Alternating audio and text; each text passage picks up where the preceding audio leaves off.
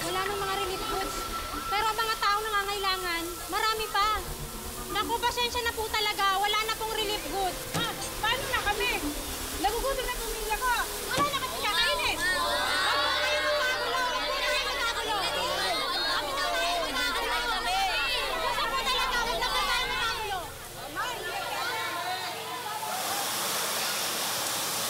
Di bale, meron pa naman natitiras ang latang sardinas sa bahay. Yun ang pagsaluhan nila kapatid. Alam niyo, Lola, okay lang ho ako. Kaya ko pa naman eh. Kayo na lang po kumain ni Janela noon. Kuya, ano ka ba? Di ba sabi mo, sama-sama tayo sa hirap at ginawa? Kaya dapat paghati-hatian nating tatlo yung isang latang sardinas. Unti-unti mang nawala ang putik at baha na dala ng bagyo ay hindi naman humupa ang gutom ng mga katulad ng pamilya ni Janela na nasalanta ng bagyong Juaning sa Malinaw, Albay. Kaya ang tanong ni Janela sa isip, parte pa ba ito ng maraming kamalasan sa kanyang buhay?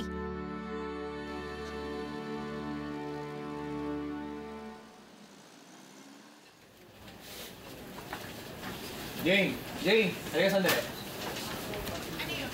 Halika, tingnan mo, halika. This is so interesting. Totoo ba yan? Hindi ba eksena lang sa pelikula yan? Well, I don't think so. Sino yung bata? Saan kuha yung picture na yan? Ayan ang kailangan nating malaman. Alamin mo lahat ng detalye ng litratong ito. Dahil sa tingin ko, this picture will inspire the nation. Sige. Wala nga. Okay.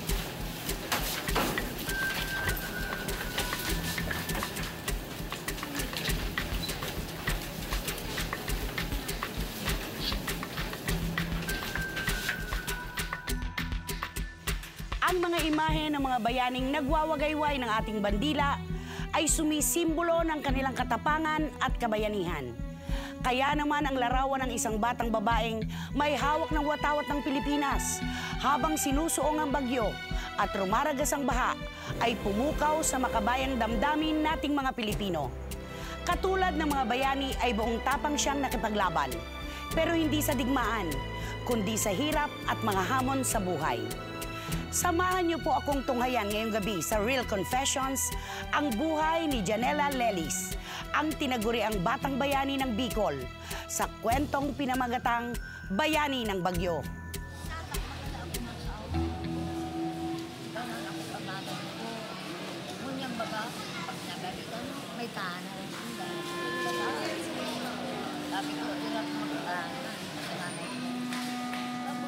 Sanggol pa lamang si Janela nang dumating ang mga dagok sa kanyang buhay.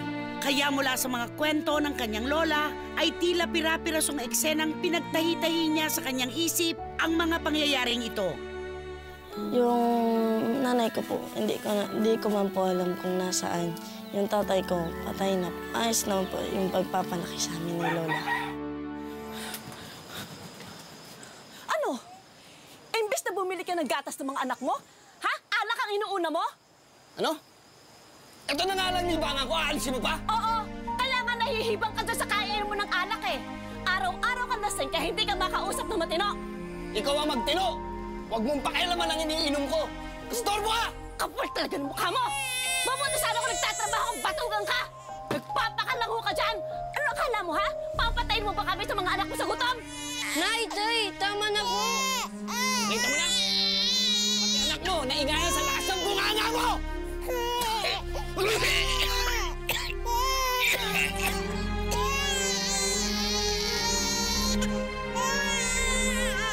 Yan! Matay ka sa sarap!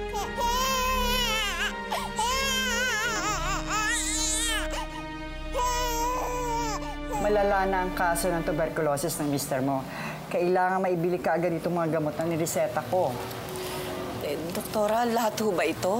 Opo, misis. Kailangan may inom niya agad lahat. Lahat yan. napakarami naman ho nito eh. Wala naman ho kasi kaming perang pambili.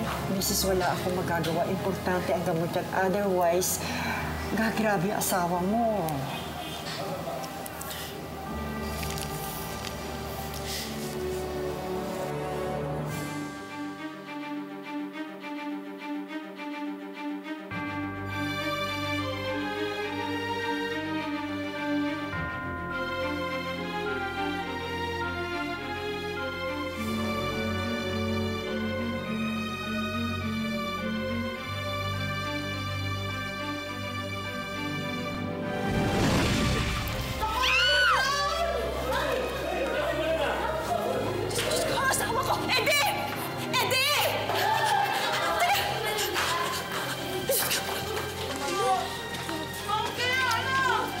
Nalagdag na namatay.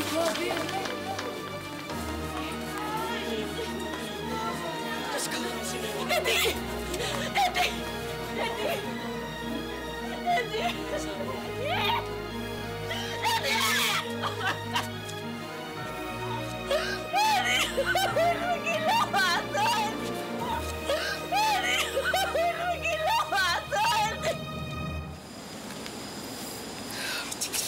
Naisan po kayo pupunta? Sama po kami ni Janela. Nay, bahala na ako kayo sa mga anak ko. Kailangan bang iwanan mo yung anak mo? Ngayon, wala na yung kaniyang tatay. Masigit niyang kailangan ikaw. Nay, hindi ko na alam kung paano ko bubuhayin ang mga anak ko. Kailangan subukan ko yung swerte ko sa Maynila, Nay. Baka sakali makahanap po ako ng magandang trabaho doon. Pero kailangan ka ng anak mo. Nay, baka naman pare-pareho kami mamatay sa guto pag hindi ko ginawa ito.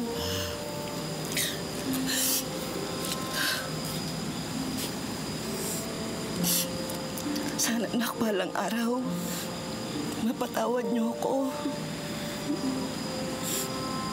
Huwag niyo po kaming iwan, Nay. Edsel, huwag mo babayaan si Janela, ha? Magpapakabait kayo. Magpakabait mo. Magpakabait ka. Inuulit ko sa'yo. Inuulit ko sa'yo, darling. Ayun na, alis mo. Ayun na.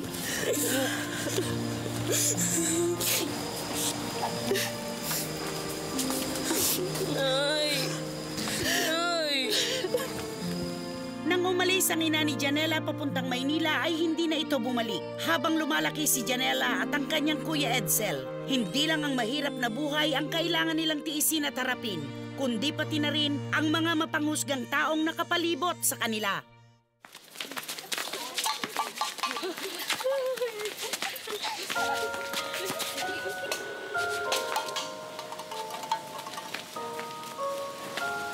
Bata, pwede ba akong sumali? Di pwede sumali ang magbote dito. Ang may basuga kay. Naligo na ako.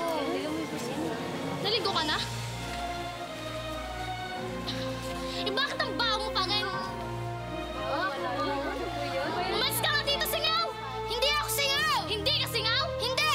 Kung di ka singaw, di ba wala akong nanay at tatay? May nanay at tatay ako! Eh asan?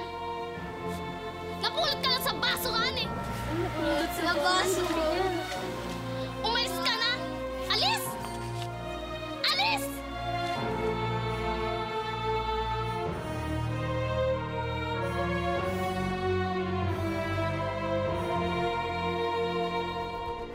Naging salatman si Janela sa pag-aaruga at kalinga ng mga magulang ay pilit itong pinuna ng kanyang lola. Pero hindi ito naging sapat upang hindi hanapin ni Janela ang mga puwang sa kanyang pagkatao. Janela, bakit ka umiyak? Wala po. Pwede ba yun? Umiiyak ka ng walang dahilan? Sabihin mo sa akin. Sige. Tinutokso po nila ako. Singaw daw po ako. Wala po kasi sila nanay at tatay. Huwag mong silang pansinin. Ikaw, May nanay ka at may tatay, kaya lang wala rito. Yun na nga po, Lola eh. Patay na nga si tatay.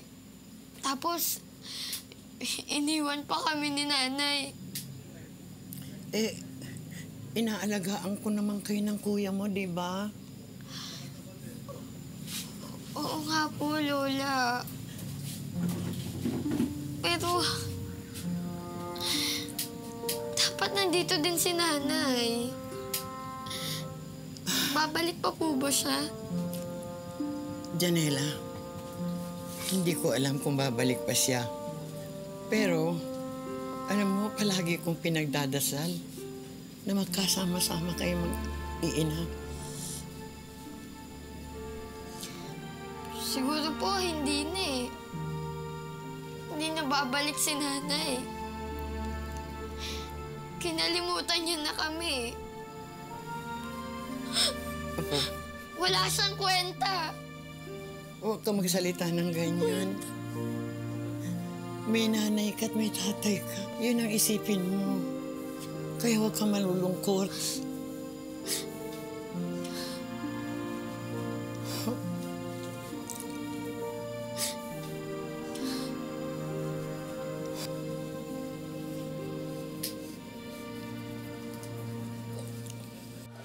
Sige. Lola. Ay. Oh, Ito, maghahatin mo magkapatid, ha? Opo. nasira na yung mga ginagamit natin sa eskwela. Yan na lang yung natira. Sayang nga to, kuya eh. Huwag kang mag-alala. Yung libro lang naman itong gamit natin na nasira at nabasa eh. Pero hindi yung mga pangarap natin. Sana nga, kuya. Sana hanggang dito na lang yung paghihirap natin. Ano, dahil sa nangyari sa bagyong to, tingin ko dapat mas lalo pa tayong magsumikap. Magagawa lang natin yun kapag nagsipag tayo sa pag-aaral natin.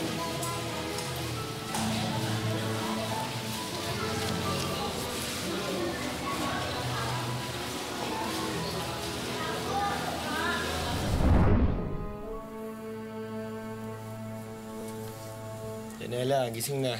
Uli ka na sa klase. Bumangon ka na dyan. Naantok pa ako eh. Tsaka hindi na ako papasok. Hindi ka papasok. Bumangon ka na dyan. Hintayin na kita. Dali, sabay na tayo. Ani? Ayoko nga pumasok. Wala akong pambaon. Lapit-lapit lang ng eskwelahan mo. Hindi mo kailangan ng baon. Ako nga hindi ako nagbabaon pag pumapasok eh. Tapos, anong gagawin ko? Yung mga kaklase ko, kumakain pag recess eh. Gagawin ko, papanoorin ko lang sila? Huwag mong panoorin. Tiisin mo yung gutom mo. Dito na lang sa bahay ka kumain pag uwi mo. Kung may makakain tayo dito. Mahirap kayong pumasok nang walang laman ng sikmura. Hindi na nga ako papasok. Pasok ka sabi. Bis ka na. Bis ka na. Aray ko! Ethel, nasasaktan yung kapatid mo. Tigilan mo na yan. Paano kasi Lole? Napakatamad. Ayaw na naman pumasok. Kuya, magkaiba yung tamad at gutom. Magugutom ka habang buhay kapag hindi ka nag-aaral. Gusto mo tuksoin ka ng bobo? Oo. Okay na yun eh. Tuksuin nila akong bobo kaysa singaw. Alam mo, kasalanan kasi ito na walang kwenta mong nanay at tatay eh. Nanay at tatay pa rin natin sila. Hindi, kuya. Simula ngayon, hindi na. Sa'yo na lang. Sinusumpa ko sila. Ay! Ethel naman, tigilan mo na yan.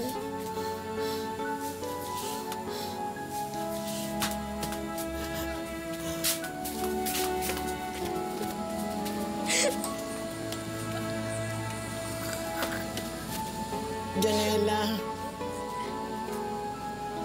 pagpasensya mo na ang kuya mo. Hindi niya sinasadya yun. Mahal na mahal ka niya. Sana maunawaan mo siya.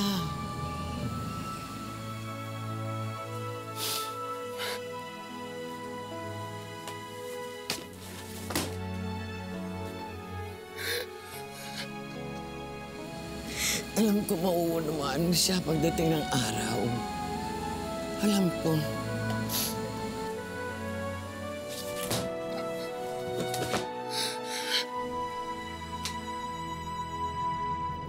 Janela? Lelis. Okay, sige po, sige po. Maraming salamat po, Mr. Lozano, ha? Thank you, bye-bye. Jane! Ipahanda mo ang crew at pupunta tayo sa Bicol. Positive po ba yung mga information na binigay ko sa'yo? Oo, ayon sa na-research mo, elementary student daw ang bata sa Malinaw Albay. At interesado akong malaman kung sino ba talaga yan si Janela Lelis. Sige. Papaready ko lang, ha? Okay. Ay, naku, kumain ka na, kumain. Baka mamay magutom sa anak ko. Ay, sige, subuhan mo ng anak mo. Oo, kumain ka. Ang sarap, di mo, anak mo. Sige, okay. Kumain, ikaw maglagay ka ng ulam. Sige na, kain kayo.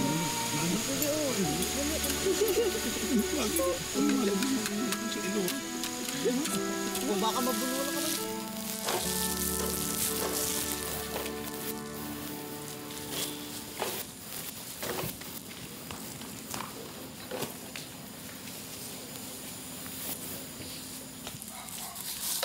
Nanakawin mo yung bike ka na! Naku, hindi po! Yung mga basura lang po yung kinukuha ko. Anong basura? Ha? Siguradong ikaw nagnakaw ng mga gamit ko dito sa bakuran! Naku, Aling Lola, tignan niyo pa po. Hindi po yun, oh. Tignan niyo. Anong hindi? Sige, labas! Sige, labas! Hindi po! Anong hindi po? Kasi ikaw na naman mahilig na pumasok sa bakuran na may bakuran. Palibasa, wala kang magulang. Kaya, ganun ka siguro. Walang nagtuturo sa'yo. Marami ko walang gamit Teka lang dito. po, ano po nangyayari dito? Ay, ang kapatid mo, pumapasok sa bakuran na may bakuran. Naku, ilang beses na ako nawawalan ng gamit dito. Pagsabihan mo yan, ha? Di nga, sabi ako magnanakaw. Janela, totoo ba yan? May kinuha ka ba sa loob? Ayan o, kuya. Tignan mo. Wala naman ako kinuha eh. Nangangalakal lang ako dun sa loob. Tignan mo. Hindi ka pa rin dapat pumasok sa bakuran ng may bakuran. Sigurado ka bang wala kang kinuha? Pati ba naman ikaw, kuya? Pinagbibintangan mo ako? Tinatanong kita kasi galit ako sa magnanakaw. Eh yun nga eh. Pinagbibintangan mo ako magnanakaw. Kahit mahirap tayo, hindi ako magnanakaw. Gusto ko lang makatulong kay Lola, kaya ako nangangalakal. Tignan mo pa, oh! Janela, sandali nga. Alam mo, kuya, kung gusto mo akong kausapin, doon na lang tayo sa bahay. Sandali. Mag-usap nga tayo. Ano bang problema mo? Sabihin ko man sa'yo yung problema ko. Wala ka din magagawa eh. Paano ko nga malalaman kung di mo sasabihin sa akin? Magkapatid tayong dalawa, dapat tayo nagtutulungan. Sige. Si nanay at si tatay problema ko. Ano, mababalik mo ba sila? Saka oo, kapatid nga tayo, kuya. Pero hindi ako magnanakaw. Kahit mahirap tayo, hindi ako marunong magnakaw.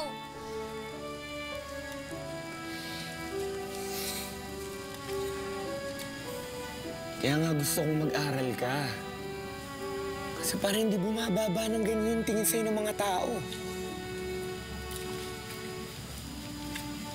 Alam mo, kuya, wala akong pakialam kahit anong sabihin ng mga tao dyan eh. Alam mo, ikaw, kapatid kita eh. Pero, lahat na lang ng mali ko yung nakikita mo. Hindi mo man lang makita yung mga pagsisikap ko. Nagpe-pedicab ka, pumapasok ka. Kuya, hindi ko kaya yun eh.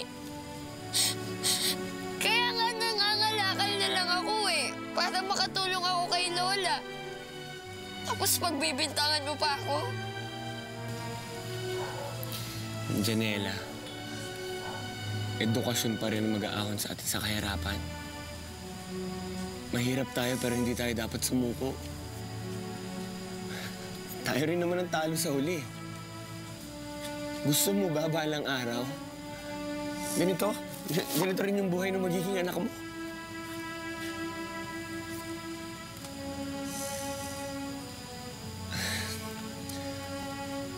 Alam mo, gusto ko lang mapabuti yung buhay natin. Pasensya ka na kung minsan yung mga nasasabi ako hindi maganda sa'yo. Sorry din, Kuya. Dahil madalas noon na hindi magkasundo sina Janela at Edsel, ay unti-unti ring naging malayo ang loob ng dalawa sa isa't isa. Pero sa gitna ng hindi pagkakaunawaan, ay dumating ang panahon na nanaig pa rin ang kanilang pagiging magkapatid.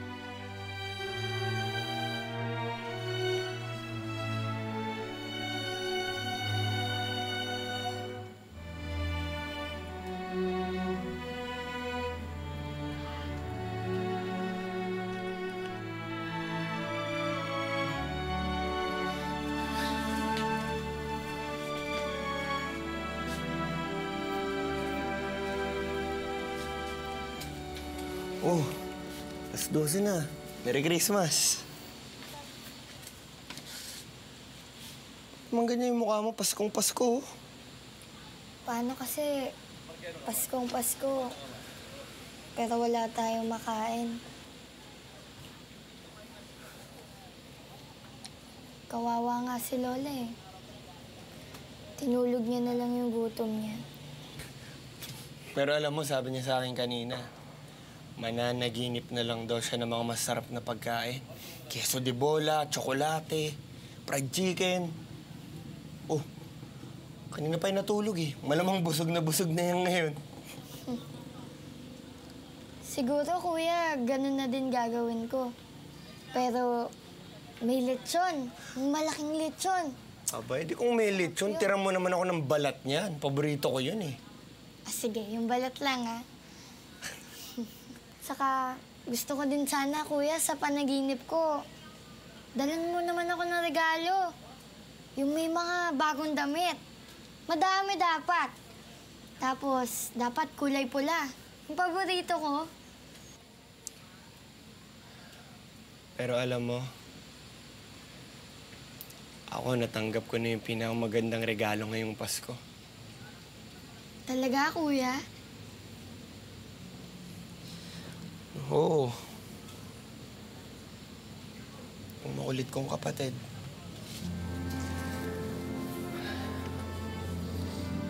At kahit gaano pa kagandang regalo, kamahal na regalo, hindi ko ipagpapalit yung pagiging magkapatid natin. Kasi kahit wala na si nanay at si tatay, nandiyan ka naman.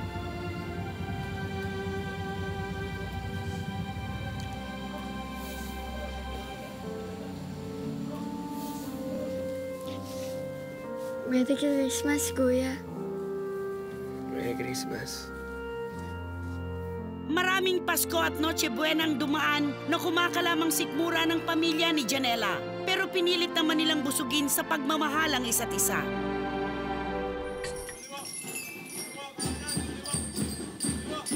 Kuya Edsel! Gwapo-gwapo na apo ko! Lola? Galing mo naman, Kuya! Kita mo na, sabi ko sa'yo eh. Kahit mahirap, pwede maging siga. Mangangawal ka na naman, Kuya. Oo na nga. Kaya nga nag-aral ulit, di ba? Ulit talaga ni Kuya Lola. Hoy, bukas, maghahanda raw si Edna mo. Doon tayo manananghalian, okay? Ayos! O sige, Lola, babalik na ako sa parada. Kailangan mauna ako sa munisipyo. Sige, Ako mag-asin na matawat. Galingan mo pa, Kuya. Sorry po. Okay lang, okay lang. Si Kuya Lola.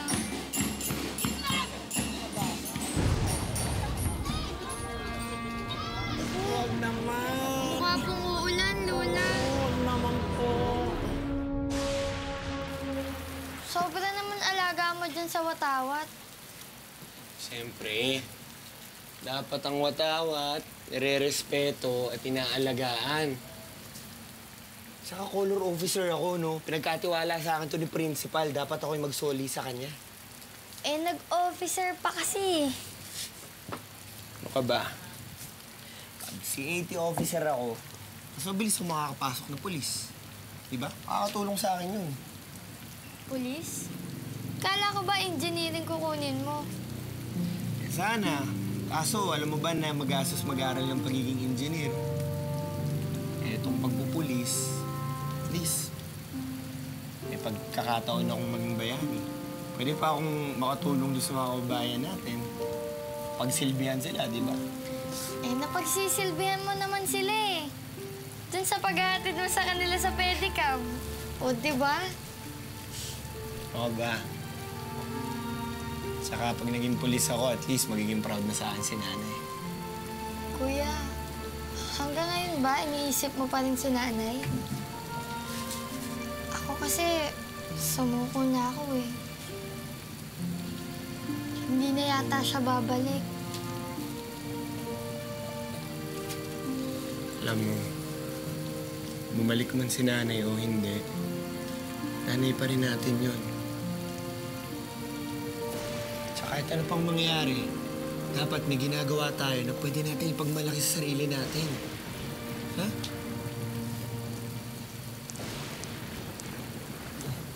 Naku, kumuha ka ng timba. Baka bahain yung bahay.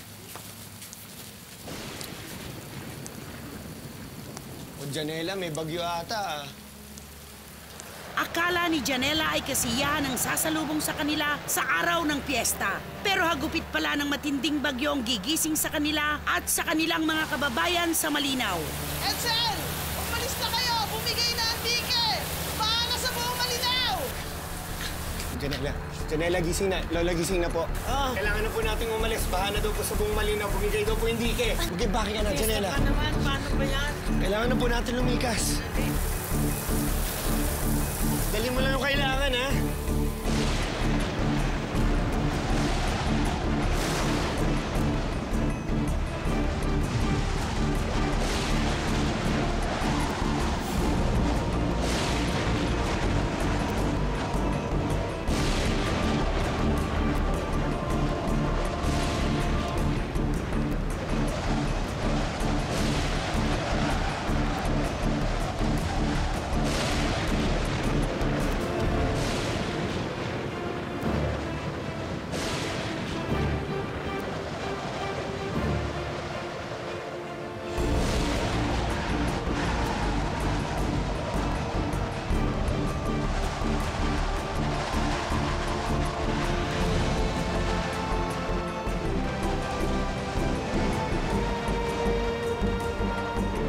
Yung bandera na iwan sa bahay! Oo nga pala, kailangan balik kayo. Baka malubog sa baha. Hindi, ako na lang babalik doon. Pero dali mo na si Lola kina sa Edna, ha? Janela, mag-ingat ka, ha? Opo, Lola. Sige po. Ingat ka! Ingat!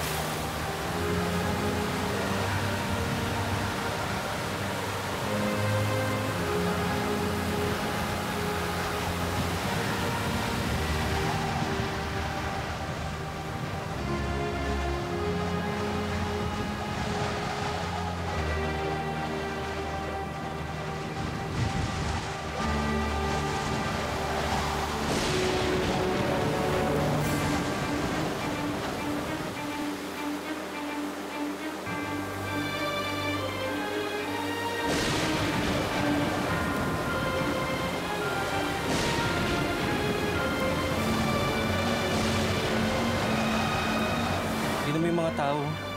Sana, tumigil na ulan. Sobrang taas na ng baha. Nagsisilikas na nga raw ang mga taong mabababa ang bahay.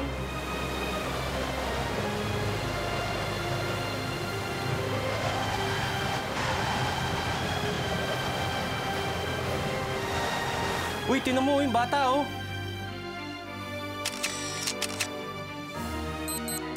Ay, naku, ba't ngayon pa ako nalubat? Nasave mo ba? Hindi akalain ni Janela na kasabay pala ng malakas na hagupit ng nasabing bagyo ay tatangayin siya nito patungo sa panibagong yugto ng buhay nilang magkapatid. Ano yan, sabi ng kuya ko, nakuha mo na ba? Sabi ko, eto na yung bandila. Sabi niya, salamat dahil nakuha ko daw yung bandila kagad. Dahil simbolo po yun ng ating bansa. Ginagawa na po namin ang lahat ng paraan upang pong makahingi ng tulong sa pamahalang ahensya. Konting tiis na lang po. Ganun o ba? Paano ba yan? Marami pang hindi nabibigyan, no? Kawawa naman eh. Diyos ko, sana merong darating na tulong. Ngayong araw na ito, marami pang hindi nakakakain, no? Tara na po, Lola. Makakadagdag lang tayo sa gulo dito eh. Ganun. Ano na?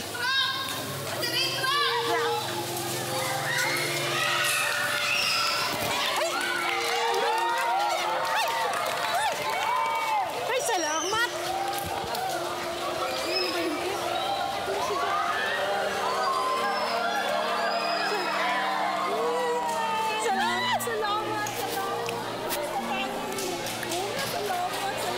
Ay, magandang umaga po sa inyo.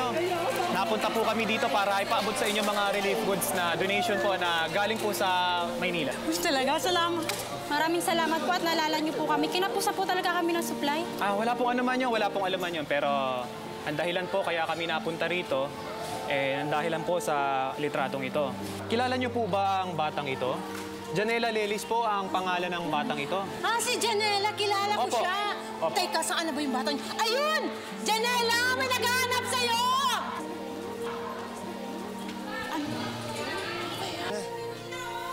Kunin mo na yung matawad. Ano po ba si Janela Lelis na nandito po sa larawan? Kayo po ba ito? Janela. Opo, ako po ito.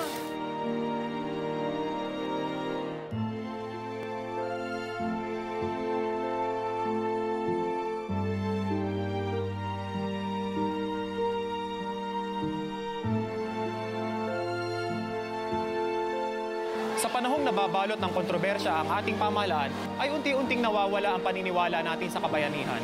Sana'y maging inspirasyon ang larawang ito na kahit sino ay pwedeng maging bayani, maging bata man o maging matanda. Katulad ng batang taga Malinaw na si Janela Lelis. Saludo kami sa'yo, Batang Bayani.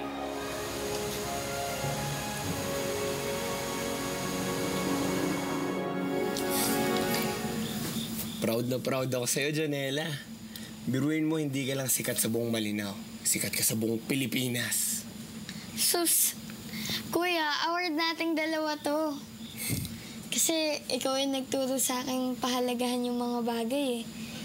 Kaya simula ngayon, papahalagahan ko na lahat ng bagay. Lalo na kayong dalawa ni Lola, pati yung pag-aaral ko.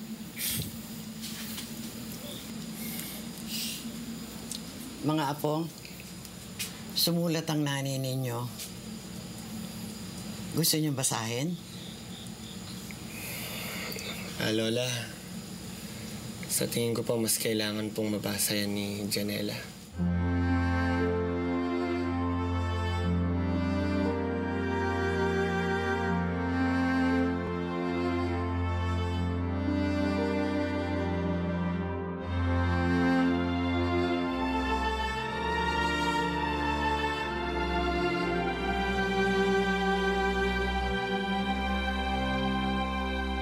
Sa tingin ko po, hindi ko na kailangan basahin to.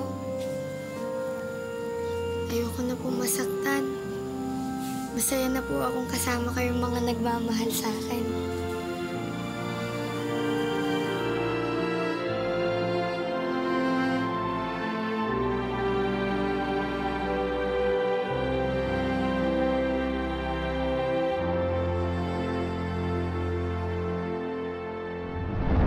Sa gabi pong ito, mga kapatid, sa Real Confessions, kasama po natin isang buhay na bayani.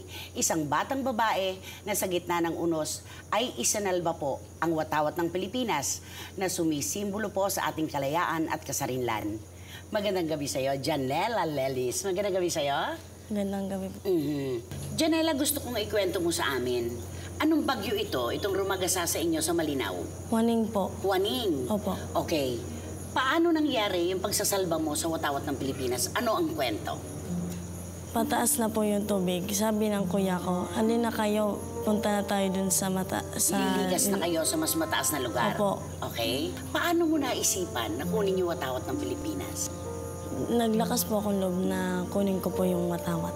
Bakit masyadong mahalaga sa'yo yung watawat? May bilin ba ang Kuya Edsel mo sa'yo? Meron po. Sabi niya po sa akin, yun na, kunin ko daw po yung bandila dahil po daw, simbolo daw po yun ng ating bansa. Kayo lang ba ni Edsel ang magkasama sa bahay ng lola mo? Opo. Ikaw ang bunso? Opo. Nasaan ang mama mo? Nasa Cavite daw po.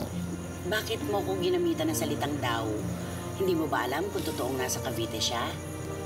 Ilang taon ka nung mapunta ka sa lola mo? Mga 9 months po. 9 months? At mula nung 9 na buwan ka, hanggang magkausap tayo ngayong gabi, hindi pa kayo nakikita kahit minsan ng nanay mo? Hindi pa po. Hindi ka niya dinadalaw? Hindi po. Iniwan ka lang basta sa lola mo? Opo. Kayo ni Edsel? Si kuya po, malaki na daw. Malaki na raw siya, oo. Ikaw 9 months old nung mapunta ka sa lola mo. Opo. Anong communication yun ng nanay mo? Nagsulat po siya nang makita daw niya po ako sa TV. Nung makita ka na sa TV, saka lang siya sumulat sa iyo? Opo. Okay, anong sinabi niya sa sulat, Janela? Hindi ko naman po binasa yun eh. Hindi mo binasa. May galit ka sa dibdib? Wala naman po. Bakit hindi mo binasa yung sulat? Sino ang bumasa ng sulat? Si kuya. Si kuya mo? Opo. Okay. Pero mahal mo ang mama mo? Opo. Gustong-gusto mo na siyang makita? Okay, sinagot na ako ng mga mata mo. Hindi ka pa handa. Hindi pa handa ang puso mo. Pero sure ako, ang nasa utak mo at sa puso mo ngayon, huwag mawala si Lola. Gaano mo kamahal ang Lola mo? Sobra po. Sobra-sobra. Paano ka tumapang ng ganyan, Janela?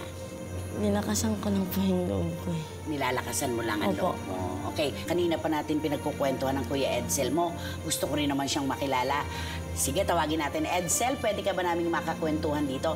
Ito si Kuya Edsel na isa namang opisyal ng CAT, ano? Opo. Doon sa school nila. Okay, usod ka dito, Janela, anak, para makaupo si Kuya Edsel. Edsel, magandang gabi sa'yo. Magandang gabi. Okay.